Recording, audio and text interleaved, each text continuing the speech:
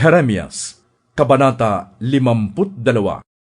Si Zedekias ay 21 taong gulang nang maging hari sa Huda, at 11 taong naghari sa Jerusalem.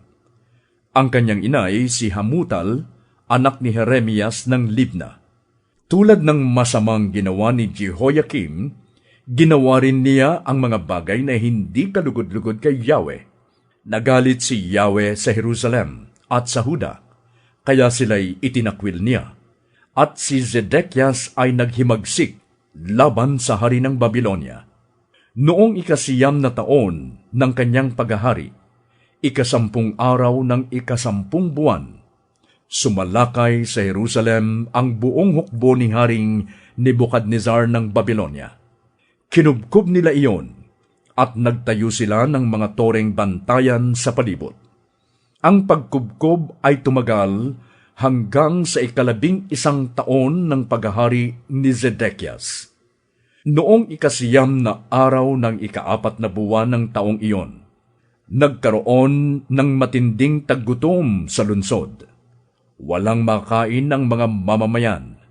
Nang makita ito ni Haring Zedekias, gumawa sila ng butas sa pader ng lungsod at tumakas ng gabing iyon kasama ang mga sundalo.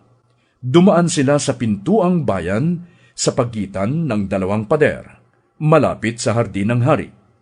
Nakatakas sila patungong Araba kahit napapaligiran ng mga hukbo ng Babylonia ang buong lungsod.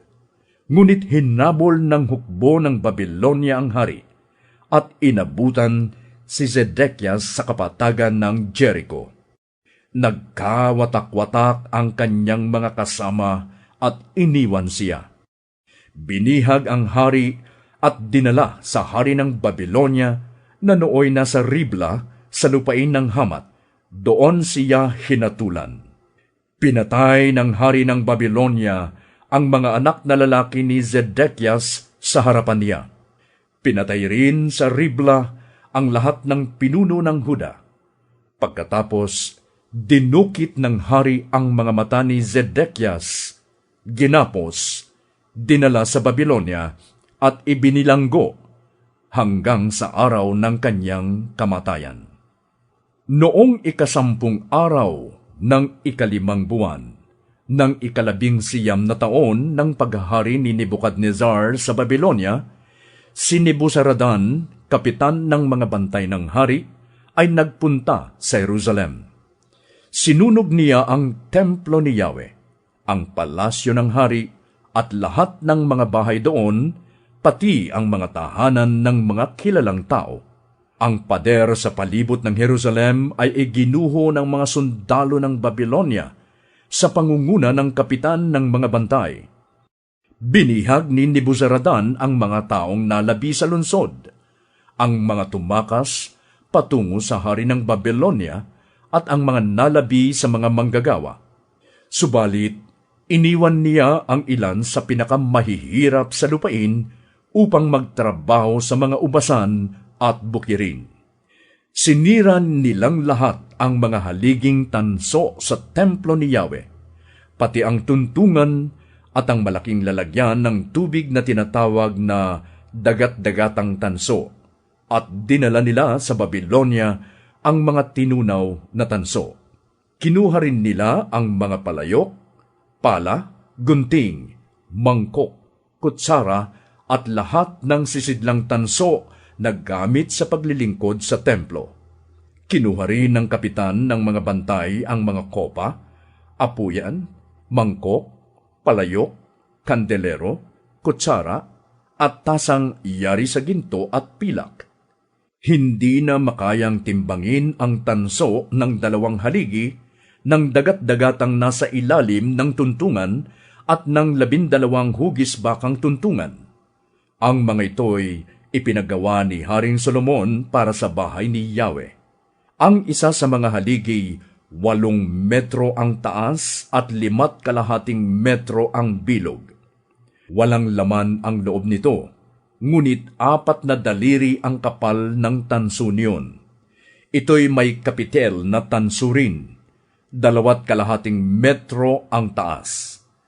May palamuti itong parang lambat at mga prutas na granada sa palibot.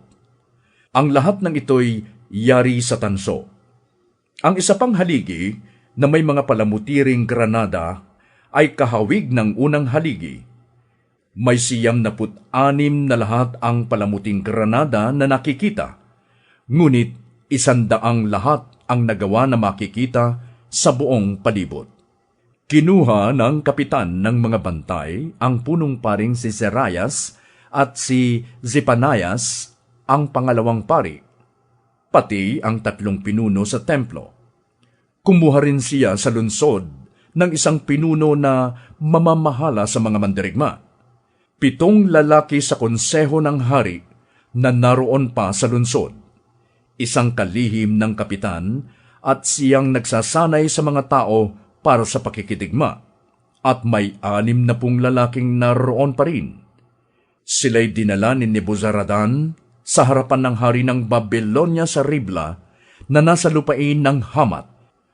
Sila'y ipinahampas ng hari ng Babylonia, saka ipinapatay. Gayon naging bihag at inalis sa sariling lupain ang taga-Huda. Ito ang bilang ng mga taga-Huda na dinalang bihag sa Babylonia ni Nebuchadnezzar. Noong 7 taon ng kanyang paghahari, 3,023. Noong 18 taon ng kanyang paghahari, 832 mula sa Jerusalem.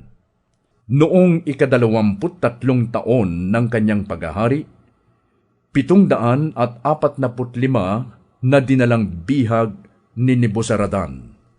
Lahat-lahat ay 4,600 katao.